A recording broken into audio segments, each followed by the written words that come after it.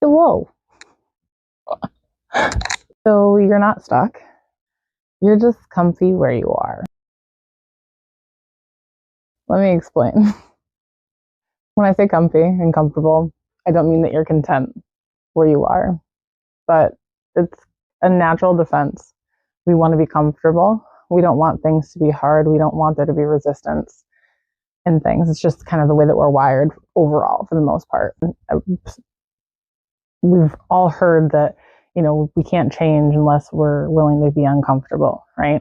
So that's why sometimes we feel quote unquote stuck, because we're too comfy where we are, whether we're actively thinking about it or not. And this isn't indecision. It's you self-protecting.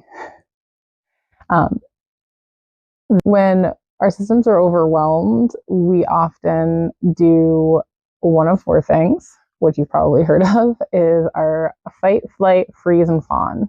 Now you're probably like, those are in like emergencies. Yes, those can be reactions in emergencies. They can be reactions in chaos.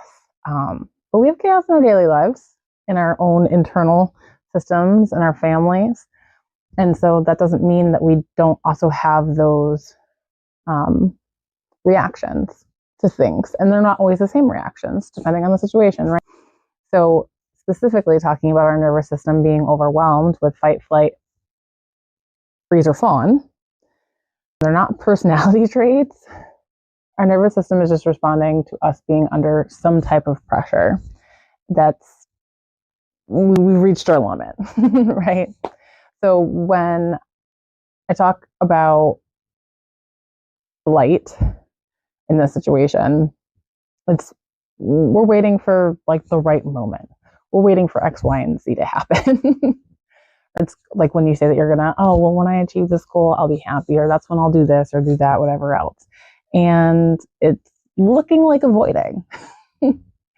It's looking like we're staying busy elsewhere, except for where we said that we wanted to work on, right? So that's flight. Fighting, right? When we fight, we want to hold our ground. That's you bullying and shaming yourself into doing something now. It's having or wanting that control to make it happen. So you're putting this pressure on yourself. You're self-criticizing in order to make movement. Now, that's not saying that you won't make movement, right? We've all probably done it at one point or another, to bullying or shaming ourselves into motivating ourselves to go, right? But that's temporary.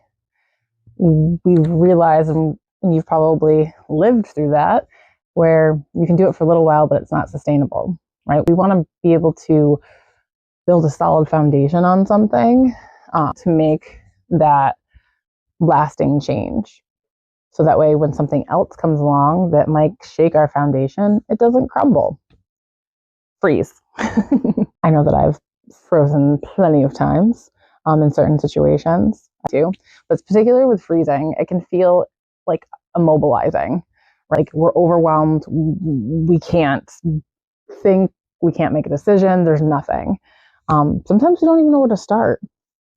We know something needs to happen, but we don't know the what or the how. That's okay. So we freeze. And then there's fawn. Some of you may have heard of fawning before. When I think of fawning, I think of like big doe eyes and like you're schmoozing up to somebody. Doesn't have to be romantically. I feel like that's what most people think. Anyway, I digress. So fawning is, in this type of situation, is you are trying to keep the peace everywhere else because you don't want to be uncomfortable. We're prioritizing other people's comfort over our own needs. So we're still staying in motion, but it's for other people and not for what we need for ourselves. And so there's those four that can get in our way with us moving towards what we want to. But some other things that also can make us feel that we're too comfy to move or like that we're perpetually doing the same cycles is sometimes the issue isn't the goal itself.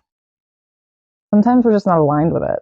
We may think that we are, we may want to be, but it's not truly what we want for our futures, what we want for ourselves, who we want to be, whatever it is. Whether it's you're thinking that it's a societal thing that's been pressured for you, someone like told you that maybe that's something that you should work on, but maybe it just doesn't resonate with you.